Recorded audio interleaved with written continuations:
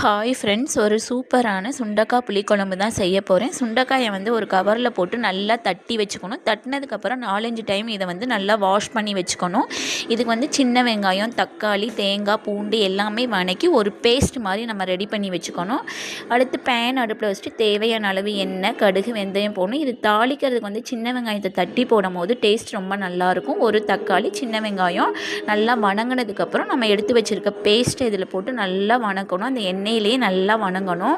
தேவையான அளவு உப்பு, மஞ்சத்தூள் இதிலே சேர்த்துக்கணும். நல்லா வதங்கினதுக்கப்புறம் நமக்கு எவ்வளோ தண்ணி வேணுமோ ஊற்றிக்கணும். தண்ணி ஊற்றினதுக்கப்புறம் குழம்பு மசாலா போடணும்.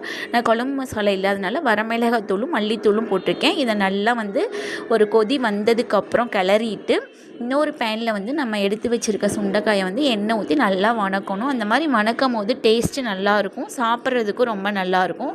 வதங்கினதுக்கப்புறம் குழம்பு வந்து கொதி வரும்போது நம்ம வறுத்து வச்சுருக்க சுண்டைக்காயை வந்து குழம்போடு சேர்த்துக்கணும்.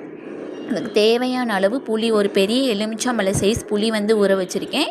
அதை வந்து ஃபைனலாக தான் நம்ம சேர்க்கணும். குழம்பு நல்லா கொதித்து சுண்டைக்காய் எல்லாம் வெந்ததுக்கப்புறம் ஃபைனலாக புளி கரைசலை ஊற்றணும்.